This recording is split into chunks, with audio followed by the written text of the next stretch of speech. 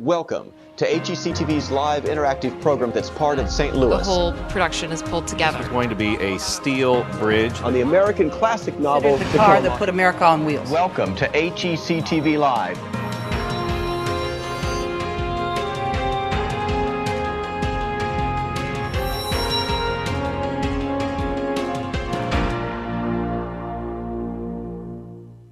Tonight, the play's the thing because it's opening night at the Shakespeare Festival 2010. Hi everybody, I'm Tim Gore, your host for HEC TV Live, and I'm very happy to welcome you to gorgeous, glorious, green Shakespeare Glen here in the middle of Forest Park. It's opening night for the 10th production of the Shakespeare Festival of St. Louis. This year, we're doing perhaps the most important play in the English language ever written, perhaps the best known play in the English language ever written, Hamlet. Tonight, you're going to learn about some behind-the-scenes aspects of the Shakespeare Festival. You're going to meet a whole bunch of people related to bringing this festival to life, both who do things related to the stage production you're going to see, as well as the green show activities, and all sorts of things that happen here in Shakespeare Glen. The program begins, the play opens tonight at 8 o'clock, and you can, if you're close, you can come down tonight, obviously, and see it. It's free, no tickets, though they willingly will accept donations. And it continues to run until June 20th, so you're going to have plenty of time to see the production. They're black on Tuesdays, and they don't have a production on the night of June 5th. But otherwise, through June 20th, you have the opportunity to see Hamlet.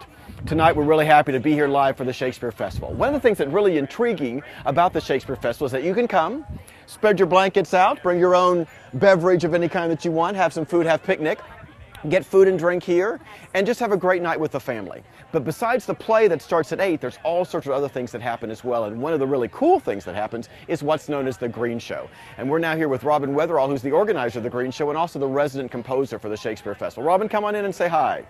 Hi. Thanks so much for being here. It's a pleasure. Well, I guess the first thing we need to find out is Green Show?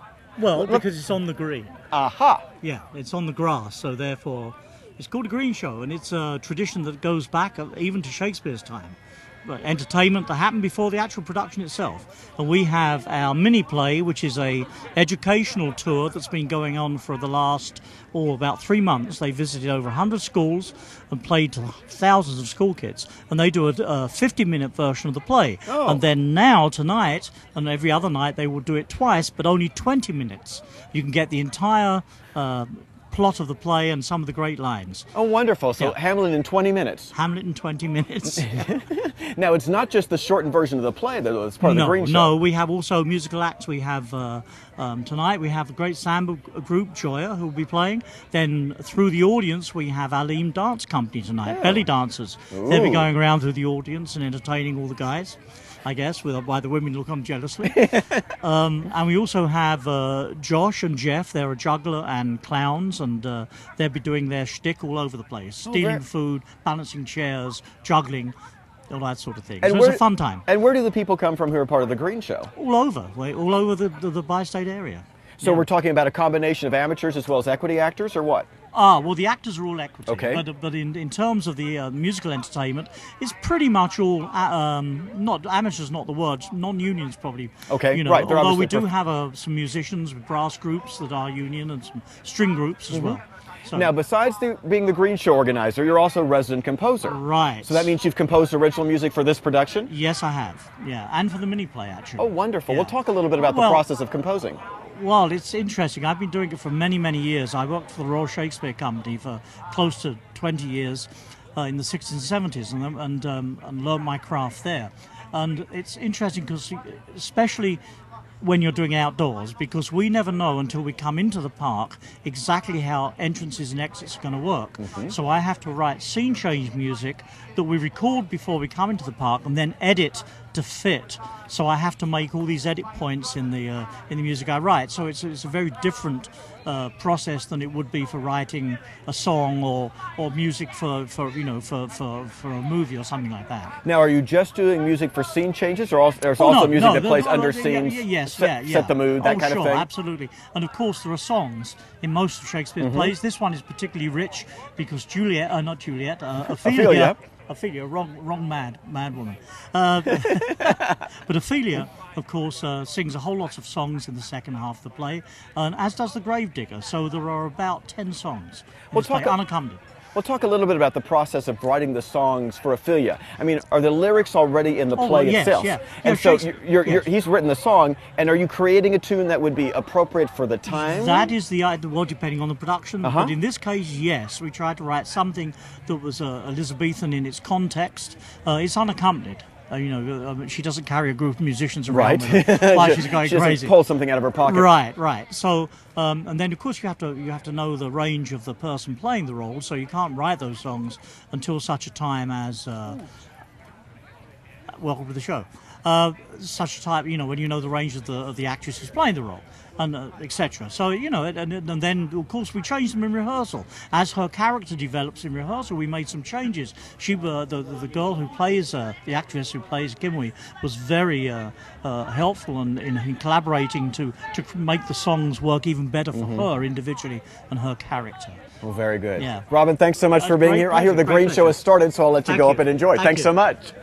So the Green Show is just part of the festivities that you can enjoy, but we want to talk about the entire idea of the festival with Rick Dildine, the executive director. Hey, good to see you again. Thanks so much for being with us. Of course. Well, obviously, this is your first Shakespeare Festival in St. Louis, but not your first Shakespeare Festival overall. No.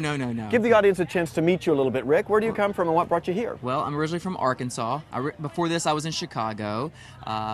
Lived in Providence, lived in the South all over, but now I'm here making Shakespeare. And what is it about Shakespeare that's fabulous, wonderful? Why have a free Shakespeare Festival? Well, I mean, look at this. It's, Shakespeare is big, this park is big. It's free for the entire city. Last night we had our biggest preview audience in our history last night. So, that alone, people are excited about this. It's about community. And all the aspects that go into it, it's much more than just the fact that there's a production on stage. Talk a little bit about the educational outreach of Shakespeare Festival and what you do with schools, the whole wide variety of things. Yeah, we have a year-round educational program. We reach about 25 to 27,000 students a year through our programs, over 125 schools that we're in. We just celebrated our 1,000th school.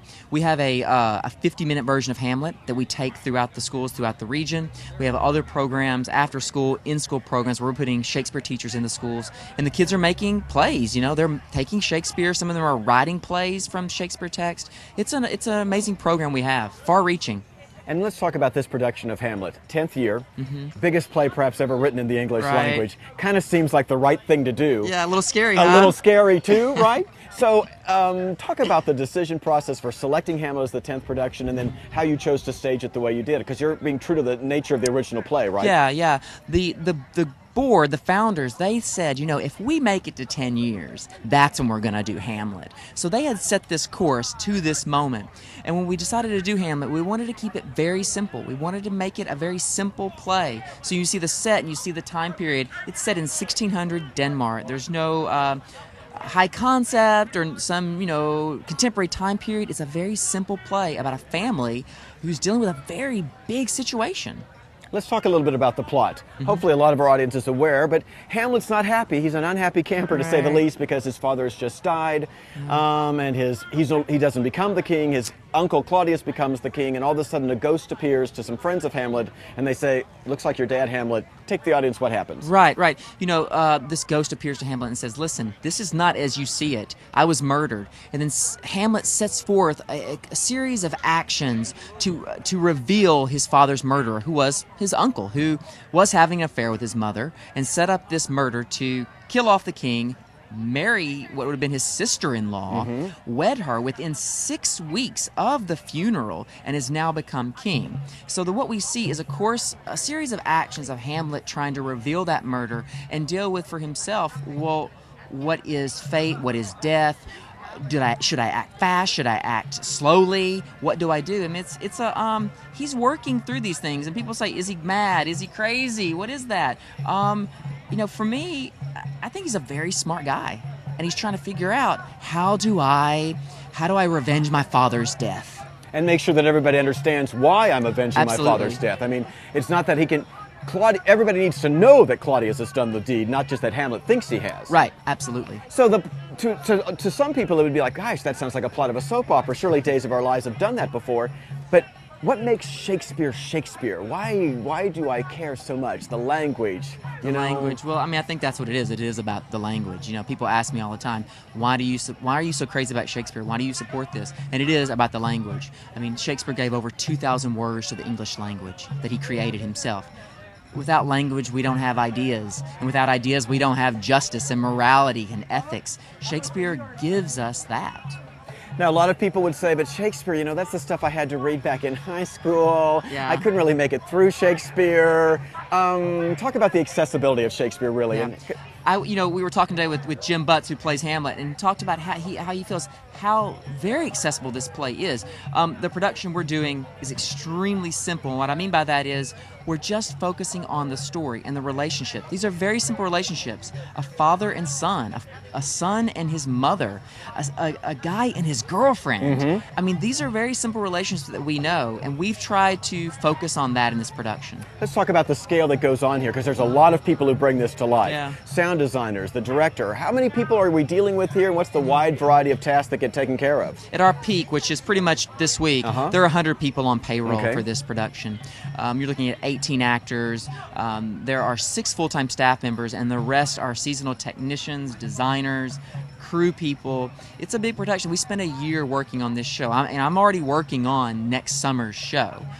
That director will be coming in the next 3 weeks to check out the venue, see what it's like to perform here, so that that director can prepare for next summer's show. And do we want to talk about next summer's show? Not yet. Not yet. I figured that would be your answer, Not Rick, yet. because it's all about Hamlet for the month of June. Right. Thanks so much for being Thank here, you. Rick. My pleasure Thank to have you. you. Glad you guys are here. Thanks so much. Rick Dildine, who's the executive director of Shakespeare Festival of St. Louis. We want to give you a chance now to see some of those behind-the-scenes people that Rick was referring to. Last week we were in Forest Park for a couple of our HEC TV Live student programs, where students had the opportunity to see Shakespeare outdoors, the production elements, and also to meet Christopher Limber and Rick Dildine and learn about acting Shakespeare. Today we want to give you an excerpt from our show dealing with production elements and careers. You'll have the chance to meet 3 folks who are responsible for stage managing, operating the events, for the house, as well as backstage, as well as doing technical direction. You'll see some video of the set being constructed, and you'll hear the conversation that those folks had with students from across the country. Let's run that for you now. So first of all, let's talk a little bit about the nature of the whole operation. As production manager, Kelly, what exactly does that mean you get to do? What I do is I take care of everything from the edge of the stage backwards. I make sure the scenery gets loaded in, I make sure the lighting gets loaded in and ordered on time, the gel happens, the sound comes in, the actors come in and are happy, everyone has a contract, and everyone comes in under budget, which is the most important part. Oh yeah, I guess that probably would matter. Generally speaking, yes. Under budget might matter. Now, in light of that then, Patty, what do you do as operations person? Come right on up. I do everything in front of the stage, from setting up the house, which you can see going on behind you right now, to recruiting volunteers, both individual volunteers as well as working with organizations, both for-profit and non-profit in the St. Louis area. I work on getting tents. I work on contracting with various restaurants, purchasing souvenirs, and again, coming under budget. Well, let's take a minute and look at the space. We've got some cameras that are down in front of the stage, and I'll ask them now to organize themselves so we can actually see the house itself. We're in a natural amphitheater here that's very close to the St. Louis Art Museum, and you see some chairs are being set up. This big tent that has the windows in it, Patty, I'm assuming that's some sort of production operations place? Yes, that's where our sound and lighting people will go, and they'll run the show from there. And then above that on the hill, I'm seeing all these other tents as well. More happens here than just the production. Yes, we have restaurants, we have souvenirs that we sell, we have an information tent where you can sign up to be a volunteer if you'd like to do that. You can purchase our chairs for rental. We also have a green show stage where every night we'll be doing a combination of both Trippingly Hamlet, which is from the educational tour, as well as having area local artists, musicians, dancers, jugglers, magicians. Fire eaters, I believe. That come in and they alternate every night. Very cool. Now, having been to the Shakespeare Festival each of the years that it's been in St. Louis, I know the answer to this question, but people are seeing chairs going up. You aren't really literally putting chairs all over this hill, are you? No, we're going to have 200 chairs, I'm sorry. And the rest of us, people just bring their blankets or their lawn chairs or whatever the case may be. Blankets, lawn chairs. People usually start arriving about 6 o'clock at night, and they make an event. Some will bring picnic dinner, some will either pre-order from LaGras, or they can purchase food right here. Very cool. I want to go to our student group so we can have some questions. And ladies, I'll have you orient yourself this way so we're all looking right into the camera. So let's go to East Northumberland up in Brighton, Ontario. East Northumberland, do you guys have a question right now? When does the show start? Oh, perfect. The basic question is, when does the show start? So Kelly, let's talk about the run of the show to begin with. The previews, which are still technically dress rehearsals. If something goes wrong or something doesn't work, we can still stop the show, but we do have a live audience. Start May 26th. It'll be the 26th and 27th. Our grand opening will be on May 28th, and we run through June 20th. We run every single night of the week. We start at 8 p.m. We do not run on Tuesdays or on June 5th. Ah, let's talk a little bit about what happens before then. Talk about the nature of the whole operation. It's like the director gets hired, how far in advance of the production element? What's the production calendar like? The director gets hired at least a year out, generally 2 years out. We'll precast a couple of the major roles just so they really have enough time to start really researching. The set lighting and costume designers all start, for this show they started in October, meeting and started thinking about their design and what they're going to do. Everything is finalized by February or March. We start loading in the early May, the first week of May, loading in all this gorgeous stuff. And we actually have actors on stage starting on Wednesday, and for an entire week we'll start teching the whole show, going through every single thing, cue by cue, out in the park, making sure the actors know where they're going, because it's a bit of an adjustment coming from an indoor rehearsal space to an outdoor space. And then we'll do 3 dress rehearsals, and we open. And we're going to talk more about that whole bringing the set to life when we're also joined in this program by Andrew McCandless, the technical director, and Kelly and Andrew and I will go through a little bit construction video for you and you'll see it. But we have a very large set. They're still working on it right now. Patty, let's talk in terms of like the operation. You got to deal with both good weather and bad weather. So obviously you care if it rains, but how do you orient yourself for the fact that you're going to have to deal with all sorts of elements? It's like live theater. You just take it as it comes. You can't predict anything, and you just have to, I hate to say it, go with the flow. So what's the nature of determining if the show makes it or not? Like, what's the, I guess, the chain of command to determine, ooh, thunderstorms at 7:45, curtains not till 8, we'll wait. Ooh, major pouring at 8:30. Oh dear, there's lightning at 10. What's the process like? Well, we work a lot now with the internet and actually calling the National Weather Service to get forecasts. You know, if it's still raining at 4 or 5 o'clock, we're fine. Depending on lightning, that's also a factor. If it's raining closer to 7:30, we'll usually hold the show for both audience as well as to get the stage dried out if hopefully it stops raining soon. You know, it kind of varies. We really don't have a standard. We like to call the show by 9 o'clock if it is raining. A lot of it also comes down to the actors, that they don't feel that it is safe, whether it is sprinkling or even if it's stopped raining, but the stage is wet enough that we can't dry it to their satisfaction and we don't have enough audience, they can agree not to do the show.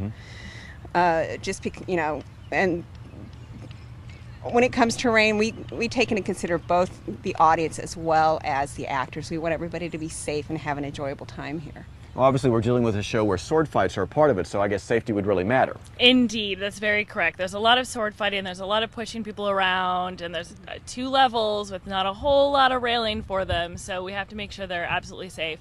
But we actually come equipped with 4 large industrial-sized squeegees and a large amount of towels. And if it rains, you will see both of us out there on that set squeegeeing and toweling. Oh, I hope I get to come that night. Let's go back to Ontario again. Brighton, another question from you guys?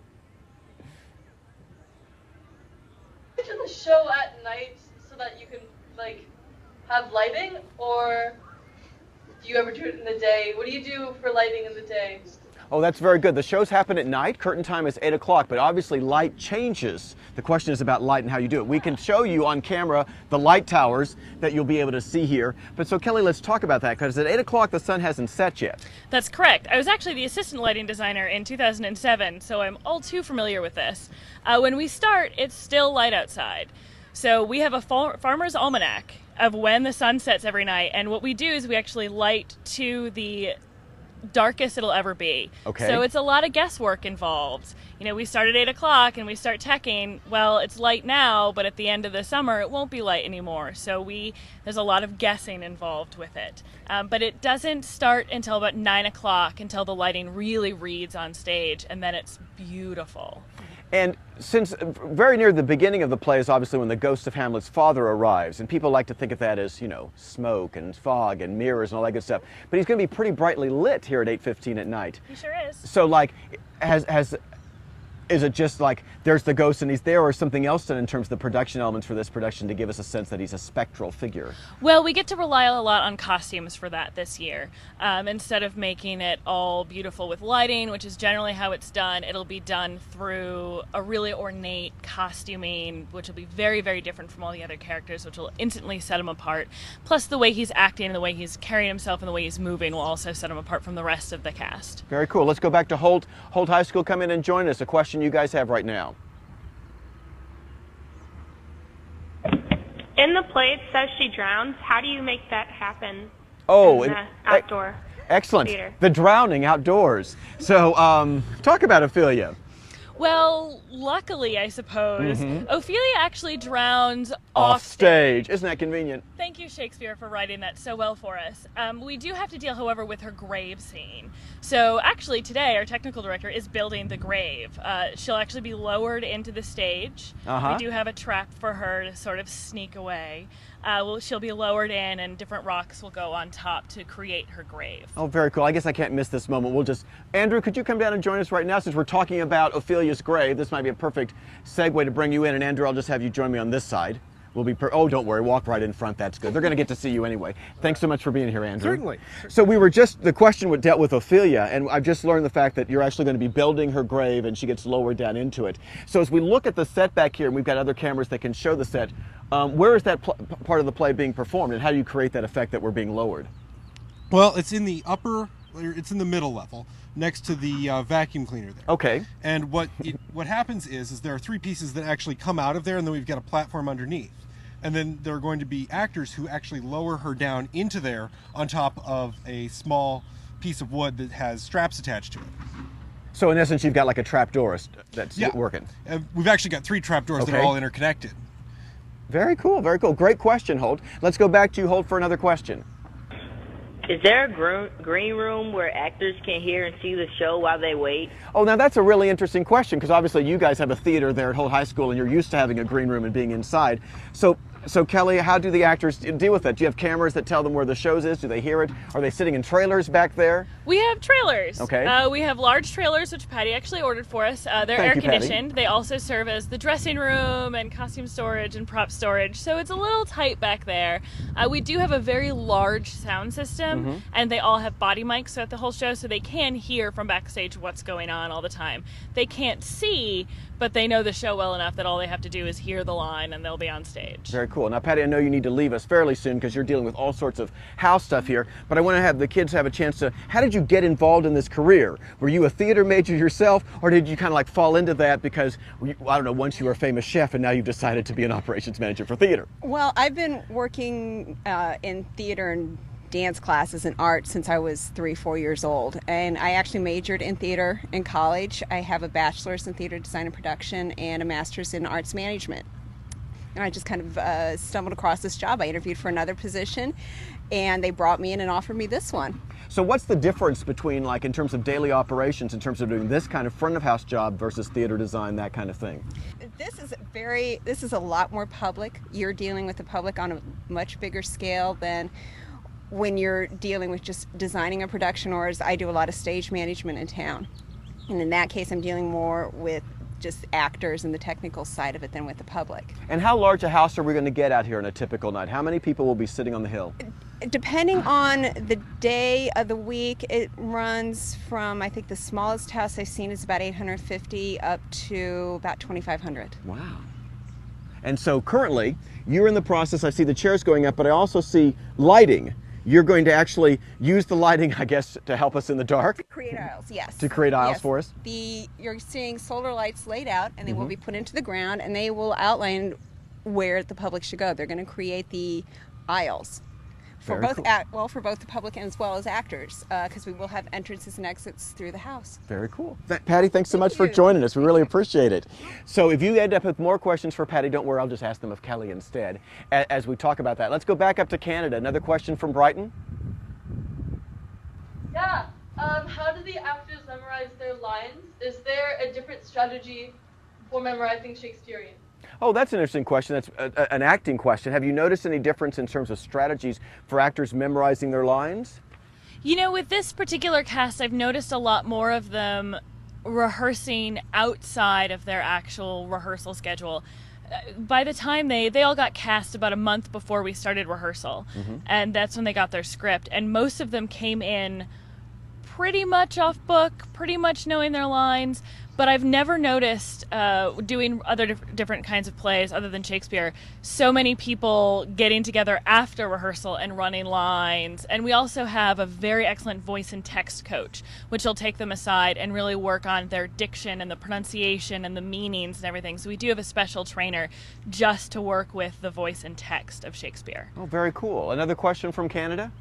Microphone was muted. Why do you want to do it outside versus inside? Okay, so why do a production outside versus inside? Well, it's far more challenging, and what isn't fun about a challenge? The original thought process behind the whole festival was a completely free, no walls, no doors you have to come in through introduction to Shakespeare. We're very accessible to the public. People can wander up, even when we're teching. There are no walls, there's no gates, there's no tickets. Even during tech, just wander up. People wander up to the tech table and ask what we're doing while we're in the middle of a scene. So they can actually come anytime they want. If they don't get it, if Shakespeare's not their thing, you know, they can leave, and it's fine. So the reason we're doing it outdoors is so we don't have walls. And as the production happens, as the show goes on the evenings, Andrew, then what do you do as the technical director while the show's actually running? My job during the run of the show is just maintenance. If something breaks, if we have an issue where something ceases to work because it's swelled with water, I come in and I make sure that it all fits back together and works and is safe for the actors. And so in advance of the show then, are you the guy who's in charge of construction, making sure all that happens right? In this production, I'm just in charge of making sure it gets loaded in. From the moment the set gets dropped off, I make sure that it goes in the right place in the correct orientation with everything else. Okay, very cool. Let's take a moment and we can use a variety of our cameras here, but let's orient everybody to the size of the set and the scale. Can we talk a little bit about dimensions here? Andrew, what can you tell me in terms of like how far across the set is, how high that actually goes up, those kinds of things? It's about 50 feet wide, and the top point of that is about 32 feet off the ground. Okay, so like, am I 10 feet, am I 15 feet to get up to that level of where the ghost is going to walk or whatever the... About in that range. And we've got construction footage, and this might be a good time for us to begin to bring the construction footage as you guys were actually bringing stuff in, and we'll move down closer so we can get closer to the set as we look at this construction footage. But Andrew, talk a little bit about the nature of the construction process as we walk here. Well, the first problem that we have with outdoor theater is that the ground isn't level. Right. We have all sorts of different variations, and there's about 3 feet difference between the highest point and the ground that we're on and the lowest point. So it makes it a little difficult for us to actually get a level set. So the first few days, we're simply putting in and leveling the main 2 decks. Okay. The 2 upper levels came in next. And those were a little bit easier because instead of legging them up with wood, we actually have metal legs under there that allow us to make adjustments. After that, the decorative parts, like the first thing we did was structure, and then all the decorative pieces came in, and those kind of just snapped over the structure. And what we're on now is kind of the finishing touches, making sure everything works and is safe for the actors, and making sure that the designer's vision of what it will look like is fully fulfilled. Yes, and in the construction video that you guys just had the chance to see, you saw the trusses go up and the leveling. And as we look at the scene now, obviously you can see some of the behind the scenes work. You can see where those trusses are and that kind of thing. Is that steel? Is that aluminum? Is that... It's aluminum. Uh-huh. They're actually specially engineered for theater. They hold, each truss member holds 12,000 pounds. So wow. They hold a lot more than what we'll ever be putting on them. But in rock shows, it's the same truss. Okay. Now Kelly, it's my understanding that you got a company and they built it and it came in like modular units, that kind of thing? Yes, we hired a company called Switch, which is an incredible scene design. They do a lot of corporate events, truck building, things of that nature, lots of screen printing as well. And this is their specialty. So we could bring it to them, be like, we need something that is going to be able to withstand tornadoes and rain and lots of horrible, horrible things happening to this and not budge an inch. So they took all the ground plans and actually built it for us. And then they broke it down into small sections, and Andrew went into the shop and watched them put it all together so it could be assembled correctly. But it essentially comes Slot over A here into like hole B or whatever the case is. exactly. It essentially comes over like a small puzzle for us, and we put it all together and fit it together once it's in the park. Very cool. Let's go back to Holt High School. Question from you guys, Holt? Who like designs the set? Is it the director, or do you have like a person that's set on designing the set, or is it like a combination of the both? Very cool. A question about the design. Is it a combination of both the director's vision as well as the set designer's vision? How does that work out? The set designer and the director usually sit down and have a meeting of what they both need. They've already read the play, they've already done research on it. The set designer will bring pictures and say, you know, this is what I'm looking for. Is this the right time period? Is this the right space for you?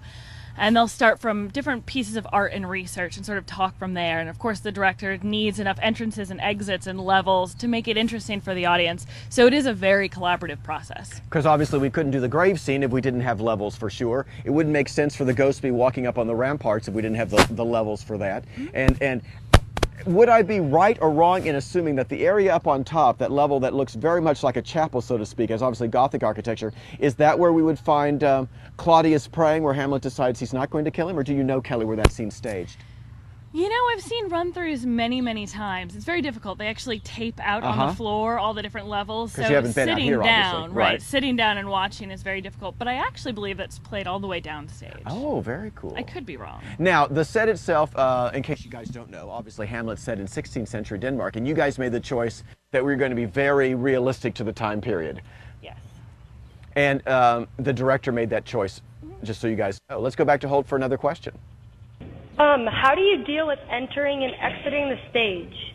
Entrances and exits. So are there certain spaces that aren't entrances as exits, or as we look at the different, like, you know, Gothic arches, what are the basic entrances and exits? Well, all of the Gothic arches are at some point used as an entrance and exit. What's coming up next from Switch actually is a bunch of steps to actually allow them to get from one level to the next. Because right now we have some 3-foot and 2-foot steps between one level and another. So they're going to bring those in, and that will allow kind of direct where it goes. But over most of this, they'll be able to step up just about anywhere. There are very few areas that don't actually have some step to the next level. And Brighton, as you guys, I'm going to go to you guys for the next question, but as you do that, we're going to switch around. So we're kind of like standing in front of the set for you, so you get a sense of its size and scale versus us, who are like 5 feet 10 inches, that kind of thing. So Brighton, let's go to you guys. A question? The question. It is, how do you fund this? Do you charge people to come watch it? If not, how is this all funded? It is a free production, so you get to come without paying any kind of admission at all, though obviously they do pass the hat, so to speak, and are happily ready to accept donations, or if I remember right, there's donation boxes that you can put into. But Kelly, the question's about funding. How do you guys get funded? Well, 92% of our entire yearly budget is actually from private donations, meaning people coming to see the show and enjoying it and giving us $1. Different corporations donating $1,000, things of that nature. Only 8% actually comes from government grants and different funding of that nature. So if it weren't for the public, we wouldn't be here. Now, Andrew, I want to ask you a question about special effects. Are there, besides the grave scene, are there any kind of special effects that are happening in the play? None that I know of, but I'll tell you that's really not my area. Okay, very cool. I always get that opportunity to ask somebody a question that's not in their area, and it's perfectly fine, and just like, duh, never mind. Brighton, let's go back to you guys. Another question. Yeah. How do you deal with wild animals? Have you ever had any problems? That's a great question. The wild animals might be, I suppose, the people in the audience who have brought too much wine with them, but in this instance, we'll talk about nature furry creatures. Have you had any situations about animals? In 2007, we had a well that went all the way down to the ground that got a little muddy at the bottom, and we had a baby raccoon or baby possum, a baby possum that would come up during the show and sit on the edge of the well and watch. Every year we also have 2 ducks, a male and a female, that we've named Pyramus and Thisbe, that live backstage. There's a little area when it rains, it makes a little puddle, and they live there. And they're always just hanging out backstage. They don't make too much noise, but they've been there for all 10 years. Now, Andrew, talk about the construction process. Where do the guys come from who are building the set? Well, we have 4 guys who are from local number 6. It's the IATSE union who is in charge of most theater in the country. Like most theater that's loaded in professionally is done by IATSE. And then we have 4 people from the community who have experience with community theater and various forms of construction who come in and help us as well. Very cool. Let's go back up to Canada. Another question from you guys. Have you ever had any hilarious mishaps? Oh, any kind of mishaps? Was that the question? Did I hear it right? Yes, any hilarious mishaps. Okay. Well, first of all, let's just talk about this production specifically. Kelly, talk about the nature, because it's a gorgeous day in St. Louis today. It was not necessarily the most beautiful day yesterday, and trust me, over the weekend and last week was not the prettiest day unless you really enjoy rain a lot. So talk a little bit about the possibility for mishaps, but just the nature of constructing in this kind of outdoor environment, and then if you've got a great story, I'm sure they'd want to hear it. It does become a clear safety issue a lot. If there is rain at all, they have to be careful what power tools they're using and things of that nature, because electricity and water don't really like each other very much. So we have to be careful of that. Also, if we'll work through rain, they won't go up on the towers because it's slippery, but they won't as soon as it thunders, we got to stop. That's where it becomes very dangerous. And Andrew, any kind of mishaps that we need to concern ourselves with as you guys loaded in, or was it all smooth as No, this one was very smooth load in. I mean, the rain made it a little difficult. We use a forklift to help load in, and that made, it got a little bit difficult once it got muddy. We try not to tear up the grass for Forest Park because we like the look of the grass. So that did give us a little bit of problem, but overall this year's been a pretty smooth load. Welcome back to Shakespeare Glen here in gorgeous Forest Park tonight. You're seeing now more and more people gathering in the park for the opening night production of Hamlet. This is the 10th anniversary for the Shakespeare Festival of St. Louis. Remember, it's a free festival. Bring your picnic blanket, bring your lawn chairs, bring your adult beverage, your lemonade, bring the kids, bring everybody to come and enjoy Hamlet. It runs between now and June 20th, every evening except Tuesdays, of course, and it won't be performing on June 5th either.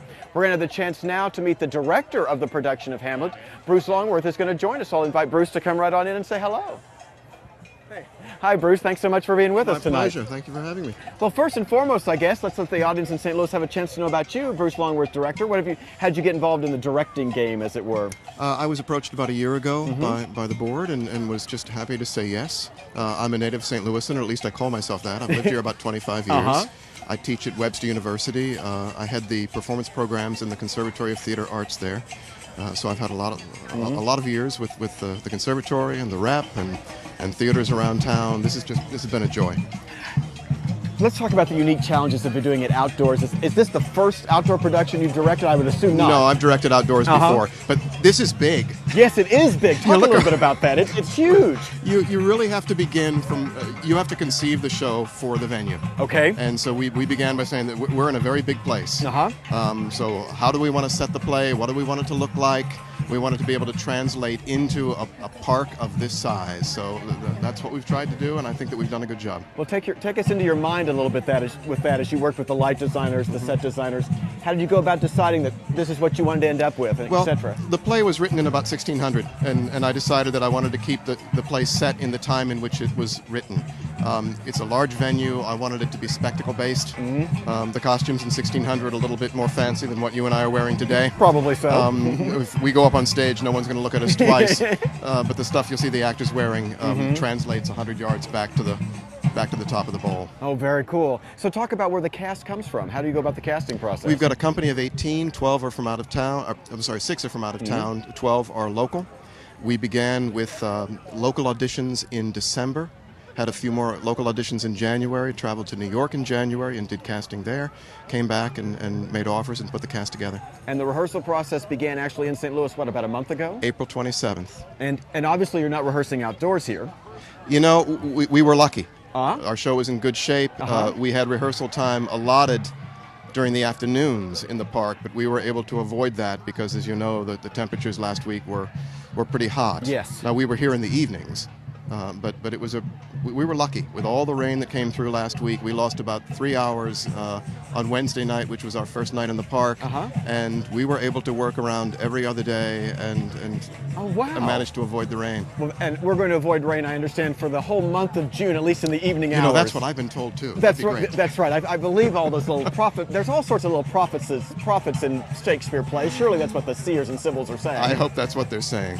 So why Hamlet? What makes this play fantastic? What should the audience know when they come here? What should they be thinking about? You know, flat out, this is probably the most famous play in the Western canon.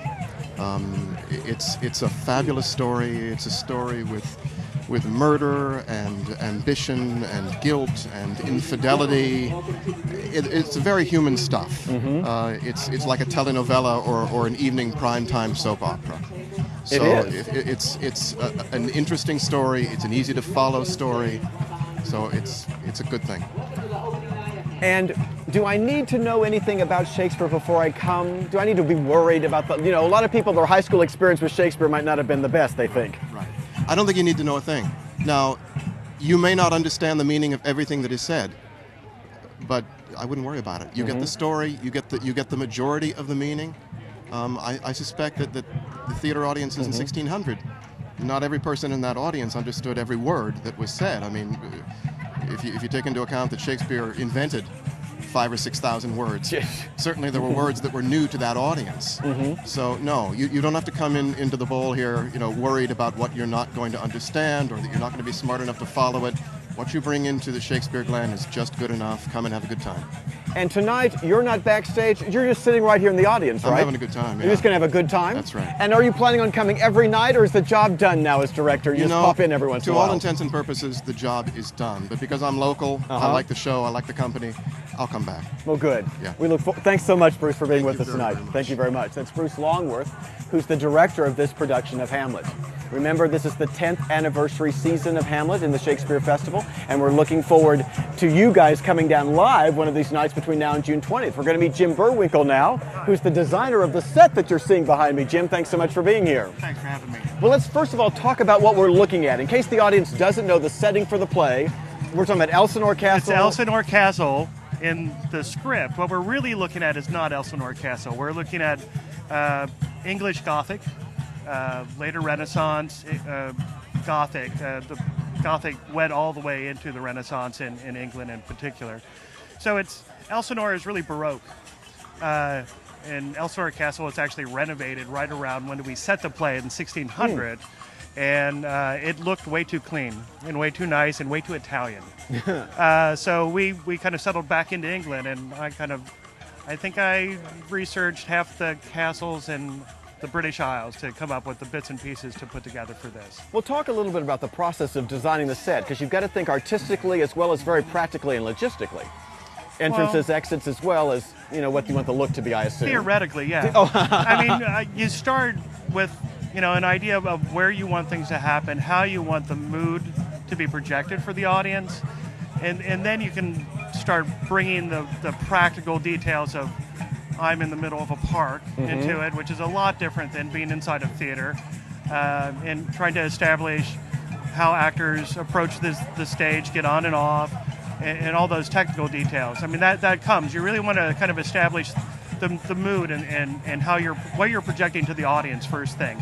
Particularly here, I mean, this is the third show I've done here, and I like it when you come over the hill to feel like the set has always been there, that it is a natural part of the space, and that we just happen to have this story that we're going to tell on top of it. So that's kind of the approach that I try to take out here, and Bruce was a fabulous collaborator with it. Well, just in case other folks in the area have been to previous productions, what's the other two you designed?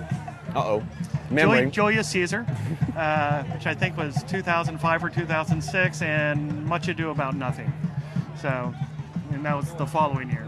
Talk a little bit about the unique challenges of designing for the outdoor space. Does it change materials at all? Well, it rains. It's a little bit different. It does rain. It's not as radically different as people might think. The big challenge here is not so much that we're outside; it's that we're not in an established space. So we really have to acknowledge how we get people on and off. And you mentioned that before. We don't have wings in the side like in a traditional proscenium theater or even in most thrust theaters where you can approach from the side or from the front and be hidden from view from the audience. So you really have to drive people from behind the stage, around corners and up through the middle. I mean, this one we come up through the middle quite a bit, the low arch underneath the tower, to try and get people on stage without seeing all the business that we have back there. We have 6 trailers back there that are mostly hidden from everyone in the audience, and we try and keep it that way to not break that mood. Let's talk a little bit about the scale of the set. Is that 30 feet tall? How high does the set go? It depends on where you want to start to measure. From my 0, which is the main deck level, the top is 26 feet. Okay, and how wide a space are we talking? I think we're from point to point on the set proper, without the wing walls out there, we're about 60 feet or so, which when you compare it to something like the Muni, really isn't that big. Right, that's true. Now, it wasn't constructed it was put together on site, but talk about the unique construction process. It was installed on site. It was put together this year by Switch, and Scott DeBrew and the crew at Switch did a wonderful job putting it together. Andy Cross, who's hanging around out here, was the scenic artist on the job and did just an amazing job realizing the entire scheme, all the carving and the paint details. But I mean, I produced a set of documents, color documents, and a scenic model for them to refer to, and for Bruce and the actors to refer to during the rehearsal process. So they pre-constructed everything as units at the shop. The stock platforming, the horizontal elements, all came from units that we've had in the past in a warehouse out of Ferguson, and it all kind of comes together here on site with a crew of, for the scenic work, maybe 8. Okay. All together for about 9 days to put it all together, and we were fortunate. We got a little bit of weather, but not too much. Julius Caesar rained 9 out of the first 10 days when we were in the park. Then you were a very happy camper this year. I was very happy this year, yes. Now, there's some unique aspects, I assume, because we've got to bury Ophelia, for example. Yeah. So, do you want to give any of that away? Is there a trapdoor in the stage? Should we not know these things? There's of course a trap in the stage. I mean, we're not going to actually dig a hole and throw her in there. That's one reason why. She appreciates that. Yeah, probably. That's one reason we have the secondary level mid-stage. There's one of the reasons that ended up at that particular level was to be high enough so the gravedigger can actually stand and do his wonderful bit, and Whitwright does a fabulous job with it. In the grave with Hamlet, chatting with him, and so that we can also get her down into it and get her out underneath without having her. You never go to black in a park. Yes. I mean, the moon just kind of comes in play. And Darn it. What can you do? So yes, we do have a trap. And obviously, the ground isn't level. No, the ground's never level. So how are you? I mean, do you do something so that the set is level? Well, we build two level and change the length of the legs. There's actually a truss structure that the audience isn't seeing, right? There's a truss structure that's on the upper 2 levels. We're using a square steel truss that's very common in live business productions and convention center operations. Which went together fairly quickly to put this together. We did some custom welding of frames to solidify the structure, because it's not quite what you would do on a convention floor. But yeah, I mean, the whole thing, and this is, since they redid it, last year or the year before, it's much more level than it was, and the drainage out here is so much better than it was. I know they've worked on it a lot. I used to call it a Shakespeare Festival of St. Louis, a river runs through it. I mean, it was amazing. When a rain would come, it would just scream all the way down through your set. It was a good time. Thanks so much for being with us, Jim. Thank you. Enjoy the evening. You too. That's Jim Burwenkel, who's the set designer, scenic designer for the production. And now we're going to have a chance to meet our fight choreographer, Paul Denhart. Paul, come right on in. Thanks so much for being here tonight. My pleasure. So let's talk a little bit about fights and Shakespeare and all that good stuff. So first of all, let the audience have a sense about your background. What brings you to this kind of work? Well, I discovered a love for creating theatrical violence in graduate school. Okay. And affiliated with a group called the Society of American Fight Directors, and then began to work towards my goal of staging fights in regional theater. storytelling with physicality. Okay, now let's talk about the nature of some of the fights that are just in Hamlet. Obviously, people are probably very familiar with what I'll call the climactic sword fight at the end. So talk a little bit about the process of staging that, making sure that the movement reflects what's happening, you know, in the play, as well as the safety factors, etc. It begins with the text because the most important thing is storytelling. Okay. An audience today doesn't know a croisé from an envelopement, from a doublé. They don't care about the technical I'm assuming those are all like sword moves. They are sword moves. Okay. But Shakespeare's audience might have been familiar with that. Okay. Ours is not. What we're interested in is what's happening, how is the relationship changing between Hamlet and Laertes? What is the court observing? What's happening with Claudius? What is he noticing about how his plan is going awry? So my job is to mine the text for how I can find cues in the text to use physical storytelling to support that. Oh, wow. Okay, so then are we rehearsing it to begin with non-swords? Or are we learning it almost like dance choreography too? We're kind of rehearsing it at first going, what's the story we want to tell? Who Okay. attacks first? Okay. If you guys were in a sword play class together, Hamlet and Laertes, who would be the hot dog? Who would be the good student? Okay. And we start to find out what's the psychology of these people, and then we take that into the text and choreograph the fight based on what we've discovered about how these people relate to one another. And the time process for doing all of that? Oh, goodness gracious. For a minute of sword play, you know, maybe 40 hours of rehearsal. Oh, wow. People don't understand how you have to start very slow. You work almost like Tai Chi. And only right towards the end do you start to pick it up and get it towards any kind of performance speed. It has to become something that the actors do not have to think about. It's so in their body that their muscle memory responds, and then they can focus on what's my relationship to the other actor. It just becomes second nature to them. Indeed, that's right. Now, in the rehearsal space, you're in like what, a big warehouse room? It was a huge warehouse room, and it was all concrete. It was a lovely space, but you know, that's very hard on the knees, so we were very careful with the actors, made sure they had knee supports, made sure that they took appropriate measures to stretch and take care of themselves while we were working. But it was also a wonderful space because it was so large and open. We actually could recreate what you see up there in the warehouse space. Talk a little bit about the transition to the levels, because I'm going to assume, I don't know this answer because I haven't seen the production yet, but I'm going to assume the fight takes place on more than one level of the stage. Well, you know, actually, that's not so true because the court is up on the raised level, the center level. The fight takes place down in front of it. It does go through the archways, but most of it happens on the kind of ground level, the lower level. It does when Hamlet goes up to kill Claudius. That moves up onto the upper level. So this is obviously something you do. This is your work. It's I pinch myself. And Good God. And if someone out there wants to become a fight choreographer, you know? There are a couple of organizations. There's the Society of American Fight Directors that promotes safety and aesthetics in stage violence, and also Dueling Arts International. And those are the two groups that I mostly trained with and am associated with. And I was in grad school, took a workshop, and said to the guy who was teaching it, I like this. How do I learn more about this? And he pointed me towards those organizations. Very cool. Thanks you so much for being with us, Paul. My Thanks pleasure. so much. Have a great night tonight. Thank you.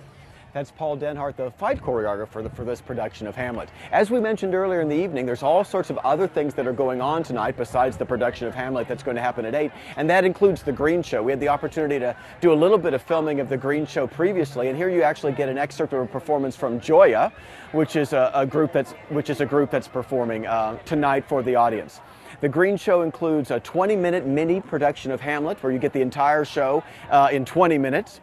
More musical acts of this nature, plus there's fire eaters and clowns and belly dancers tonight, all sorts of folks who are part of the Green Show festivities. If you come down here to Forest Park, then you want to come before the play starts at 8 o'clock. 1, because as you can see, there's going to be an awfully large crowd, so you want to get a parking space, but 2, because all sorts of cool things happen besides just the play itself. And Marilyn Spurt, who's the Director of Marketing and Development for the Shakespeare Festival, is here with us now to talk a little bit about the whole operation. Marilyn, thanks for being here. My pleasure. Thanks Your for having 10th anniversary. It's our 10th anniversary, very exciting. I've been here for the last 9 years and have seen it grow by leaps and bounds from 30,000 or so the first year to more than 50,000 now each year. Education programs now are year-round, so we reach more than 25,000 children. in all sorts of constituencies, schools and community venues. We have a touring play that goes out from February to May, and we reduce that touring play, which is 50 minutes in the schools, to the mini play, the 20-minute performance that you will see here during the Green Show. It will introduce your children to live theater and to the characters and plot, and it will introduce those of us who need a little refresher on the characters and plot of the play. So if you haven't had a chance to read Hamlet before coming out tonight, then the 20-minute version of the Green Show will give you the quick synopsis of what's going to happen that you'll get to see in all its glory. Exactly. Then, and we actually also 8. have a written synopsis in your program. Well, just talk about the whole huge nature of this operation. We're talking about lots of volunteers. We're talking about tents up on the hill with all sorts of... We have more than 500 volunteers each year. We have volunteers each night that help you with your parking and help with the refreshments and help in the souvenir tent and give you your programs. We have, it's an enormous operation year-round. As I say, the education programs, of course, are year-round. And it takes year-round for us to raise the $1.2 million budget that it takes to put on this free festival.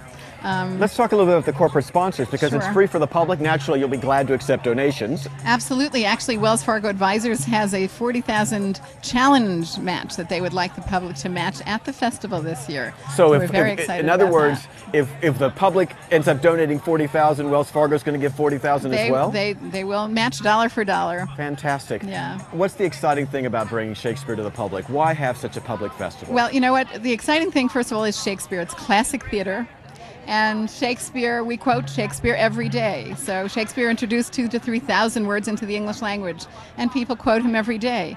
To be or not to be. It's Greek to me. That is the short and the long of it. We're quoting him every day.